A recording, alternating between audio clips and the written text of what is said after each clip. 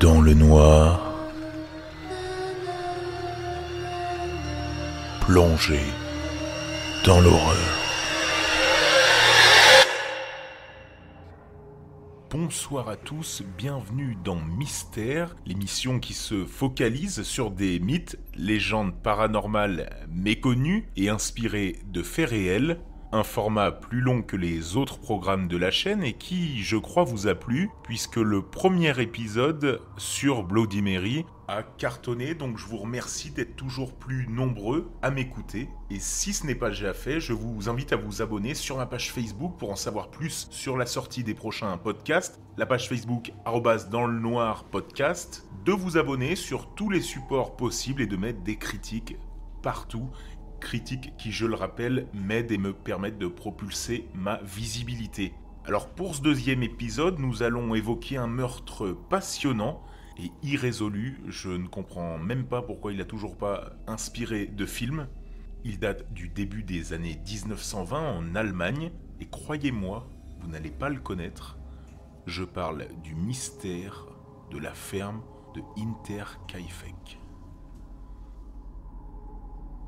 En 1922, perdue dans la forêt bavaroise, une ferme abritait 3 générations d'une même famille, les Gruber. La famille était composée d'Andreas, 63 ans, de sa femme, Casilia, 72 ans, de leur fille Victoria, une veuve de 35 ans, et de ses 2 enfants, Casilia, 7 ans, du même prénom que sa maman, et Joseph, 2 ans. Les Gruber habitaient à 1 kilomètre de la petite ville de Kaifeck, d'où le nom de leur ferme isolée, Hinterkaifeck, qui veut dire en allemand « derrière Kaifeck ». Les Gruber avaient mauvaise réputation. Riches mais avares, ils exploitaient les métayers de passage. Andreas passait pour un homme antipathique, violent avec sa femme et sa fille. De plus, une rumeur voulait que le petit Joseph soit le fruit d'une relation incestueuse entre sa mère et son grand-père. Quoi qu'il en soit, l'histoire de Joseph était des plus confuses. Et sa mère et son grand-père avaient été condamnés en 1915 après qu'une domestique les ait surpris en plein ébat dans le foin. En 1919, Andreas avait empêché le mariage de sa fille avec un homme des environs, Lorenz Schlittenbauer. Et le petit Joseph était né quelques mois plus tard. Schlittenbauer avait refusé d'en reconnaître la paternité et avait accusé Andreas d'inceste, ce qui avait valu au patriarche de nouveaux ennuis judiciaires. Mais au final, l'homme s'était rétracté et le mystère de la paternité de Joseph ne fut jamais levé. La famille vivait en autarcie et seule Victoria, qui chantait à la chorale de l'église voisine, semblait échapper à la réprobation générale. À l'automne de 1921, une domestique quitta précipitamment la ferme en proie à la panique. Elle affirma que l'endroit était hanté. Elle disait avoir entendu des bruits de pas au grenier. Elle affirmait avoir également entendu des voix. Les Gruber affirmèrent que la domestique perdait la raison et ne s'inquiétèrent pas plus que ça. Quant à la domestique, elle refusa toujours de revenir à la ferme, même accompagnée et en plein jour. En mars 1922, au lendemain d'une tempête de neige, Andreas Gruber vit des traces de pas bien marquées sur le sol neigeux. Les traces passaient à l'arrière de la maison et se perdaient dans les sous-bois voisins. Inquiet, Gruber fouilla la ferme mais ne trouva rien d'anormal. Durant les jours suivants, Andreas entendit des bruits de pas au grenier, mais il ne trouva personne dans le local.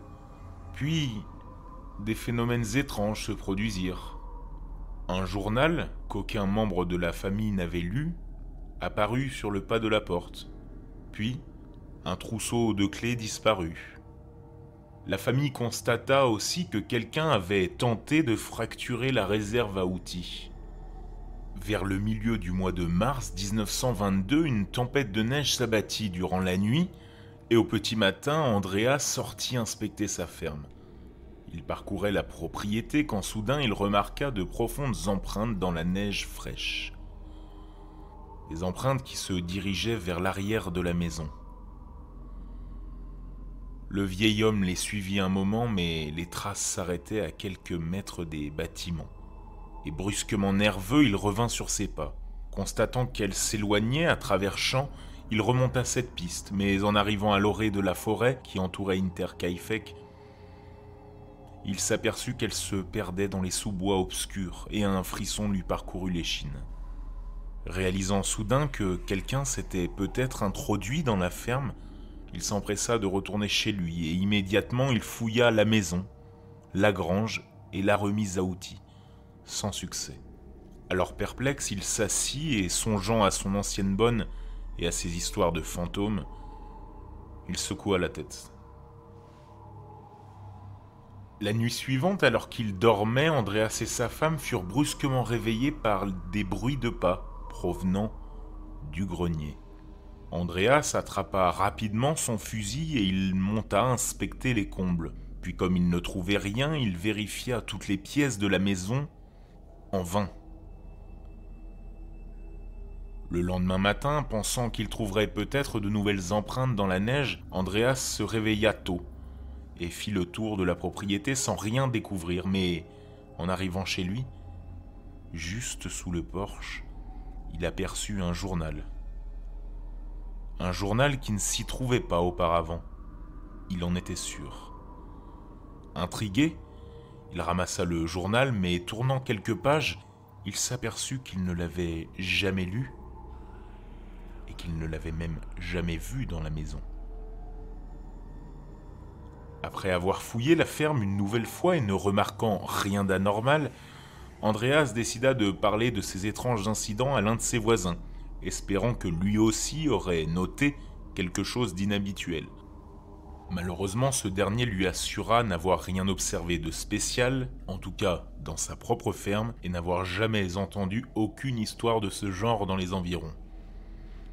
Troublé, Andreas retourna chez lui. Mais un peu plus tard, quand il voulut prendre le trousseau de clés qu'il avait posé sur son bureau, il s'aperçut qu'il avait disparu. Il chercha alors dans toutes les pièces de la maison, interrogea les différents membres de sa famille, mais comme personne ne semblait savoir où se trouvaient ses clés, il finit par renoncer.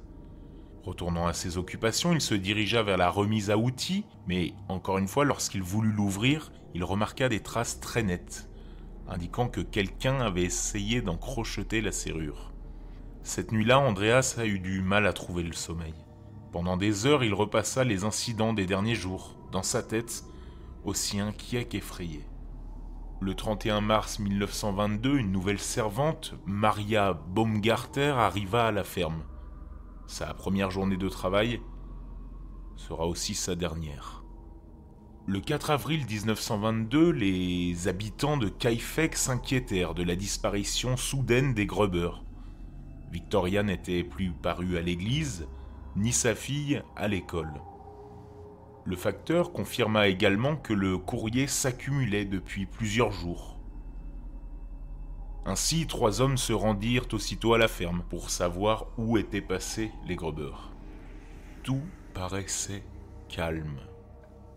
Mais, dans la grange, ils trouvèrent les corps d'Andreas, de sa femme, de sa fille et de sa petite-fille.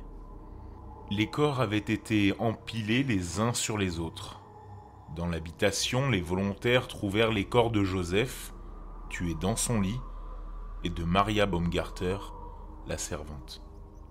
De suite, les autorités furent averties. Devant la gravité du crime, ce fut la police de Munich qui fut chargée de l'enquête. L'autopsie permit de déterminer que chaque victime était morte d'un coup porté à la tête à l'aide d'une pioche. Le tueur s'était montré très précis, méthodique, et chaque coup s'était montré mortel.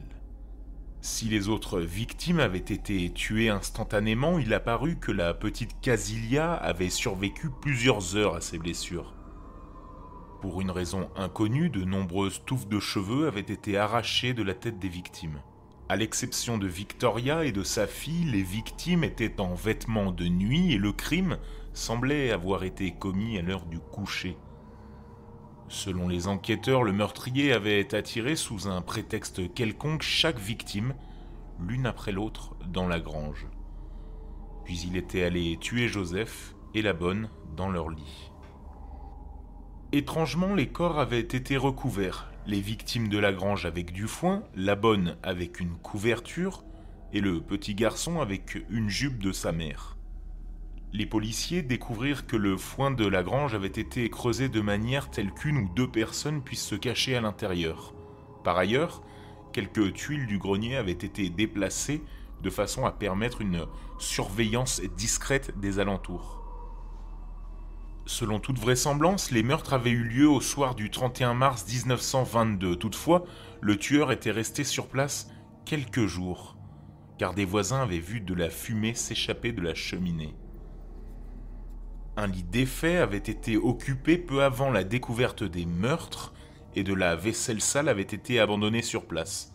Il apparut aussi que le tueur qui avait froidement massacré 6 personnes avait consciencieusement nourri les animaux de la ferme et ce, plusieurs jours durant. Par manque d'indices, les enquêteurs offrirent une prime pour tout renseignement utile. La famille Gruber étant riche, l'hypothèse du meurtre crapuleux fut envisagée, mais fut aussi abandonnée après la découverte dans la ferme de fortes sommes d'argent, de bijoux et de pièces d'or. Resté sur place plusieurs jours, le tueur avait négligé de s'en emparer. Il apparut aussi que Victoria avait vidé son compte en banque quelques semaines avant les meurtres. L'argent ne fut pas retrouvé. Les questions demeurèrent sans réponse. Pourquoi le tueur était-il resté plusieurs jours sur place après les meurtres? Pourquoi encore avait-il nourri les animaux? Pourquoi avait-il rôdé autour de la ferme pendant plusieurs mois avant de passer à l'acte? En 1923, la ferme fut rasée et un mémorial fut construit à son emplacement. Une chose est sûre, ce soir du 31 mars 1922, 6 personnes ont trouvé la mort. 90 ans plus tard, en 2019, personne ne sait qui a tué la famille Gruber.